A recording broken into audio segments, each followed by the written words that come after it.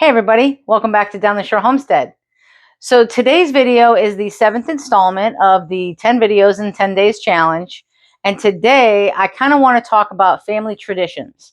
And I know I kind of covered this in the last video, but in today's video I want to go a little bit more in depth, and I kind of want to talk about creating new family traditions. I came from a pretty large family. I'm a third Irish, and then I'm just a Heinz 57 mutt. And my husband has pretty good sized family because he's Italian. So, and he's mixed with some Irish as well, but he's mostly Italian. So our families are pretty big. They're pretty extended. Unfortunately, I live pretty far from where most of my family lives. And the same with my husband. Some of his relatives are down south. So it's kind of hard to get the entire family together. And even if we did, it would be huge. So those types of family get-togethers just don't happen. When my husband's immediate family gets together, there's like 15 to 25 of us. It's crazy. So we do have some traditions that we follow every year. For instance, every Christmas Eve, we go to his brother's for the 7 fishes. Every New Year's Day, we go to his sister's and we have pork and sauerkraut for good luck. And we switch holidays on whose house it's at.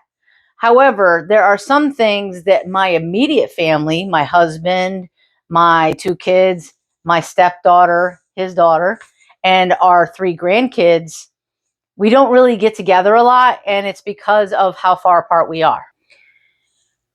My daughter's not that far, but my son is thousands of miles away, and my stepdaughter and our 3 grandkids and her fiance are a good hour and a half away. Depending on traffic, it could take almost 2 hours one way. So it's really hard to get everybody together. So I kind of want to talk to you about how can you create new family traditions to kind of force everybody to come back together at least a couple times a year.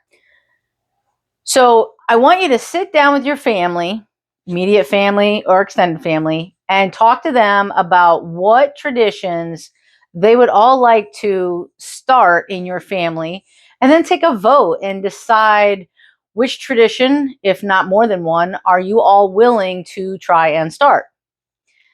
And at least those times will get you all forced to kind of come together. I will say that my husband and I have started having a kickoff the summer party. I think this will be our 6th year coming up, maybe 5th year. I forget how many years it's been. We started it a few years ago because both of our birthdays are very close together. And then our anniversary is in between our birthdays. So, and it's the beginning of summer. So we thought, hey, let's start off a kickoff to summer party to celebrate. We don't want gifts or anything. We just want everybody to come celebrate. And we open our pool that weekend. So hopefully it's warm enough to swim in the pool, but usually it's too cold. But at least the pool's open. And we have like outside games, and I try and do themes every once in a while just to make it more fun and interesting. So that's something that you could talk to your family about. Maybe starting a kickoff to summer, or a say goodbye to summer. Kickoff to summer or say goodbye to summer, welcome fall tradition barbecue, backyard barbecue party. I don't know, something like that. So talk to your family, make a list of everything everybody wants to try, and then vote on it. You could start by throwing out ideas like family game nights, movie nights, or you could have like a monthly or quarterly outdoor outing. Like maybe every winter when the ice rink opens, you could all decide to go one day and just go ice skating together and have hot cocoa. Or you could go tubing in the mountains, or skiing, or snowmoboarding, or go snowmobiling or skiing or whatever. Or like I said, we have a party at the beginning of summer, but maybe you could all decide to go to the beach. I wouldn't suggest going to the beach on the actual holiday because that can get crazy. Too many tourists. However, maybe after that, you could have your kick off the summer beach party the weekend after Memorial Day weekend or something like that. Or have a 4th of July party and celebrate, the start of this country and enjoy each other's company, celebrating an awesome holiday. Now, for Thanksgiving traditions, we all try, and I'm not saying we always do it, but we try to go around the table and say what each one of us is thankful for.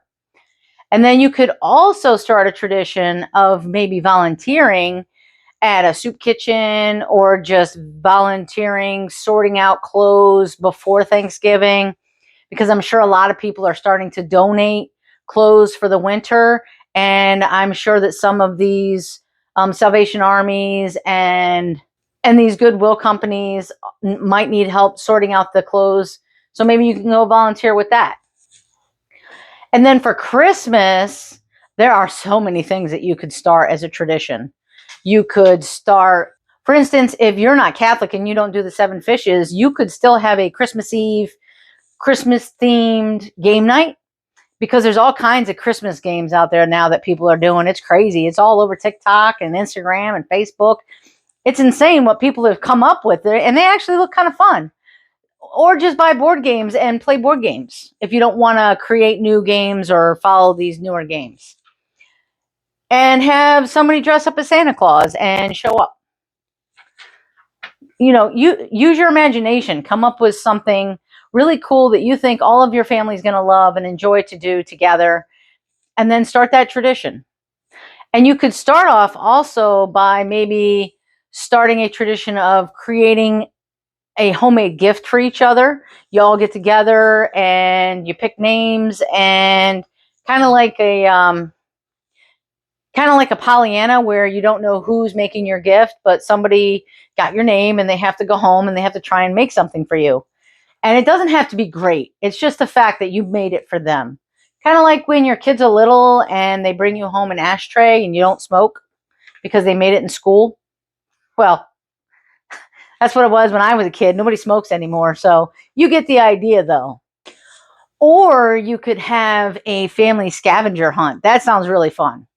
So maybe a couple weeks before Christmas, you all get together and you create a list of things that you think you could find around town or in your backyard.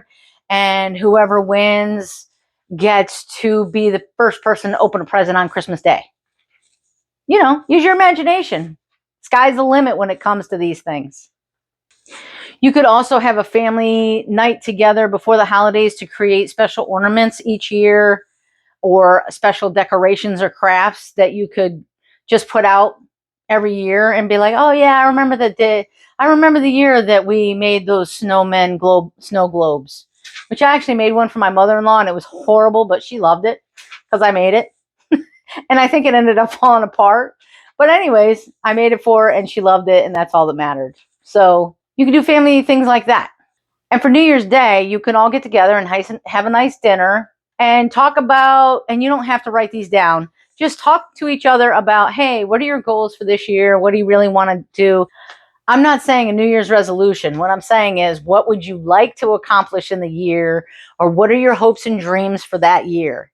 Or what are your hopes and dreams for the next 5 years? And compare the years after you start the tradition to see how many goals your family has actually accomplished. And it's not to make people feel bad if they didn't get their goal completed. Maybe you all can get together and help them figure out a way to make that goal happen. See what I'm saying? We all have to get together to help each other succeed in life. So hopefully you got something out of this. Hopefully you'll give this video a thumbs up. Hopefully you'll subscribe to the channel and hit the notification bell so that when I upload the video tomorrow, you'll get a notification. And then poor Rocco's over here sleeping because time change has really messed him up. So we're going to have to start playing in the house because it gets dark so fast. And when I get done work, it's already dark. So it's hard to take him outside to play for an hour when it's pitch black outside. So check this out. Say, hey, everybody, I'm sorry I'm so mopey. It's just so dark all the time now. Hopefully we'll see you on the next video. Have a great night.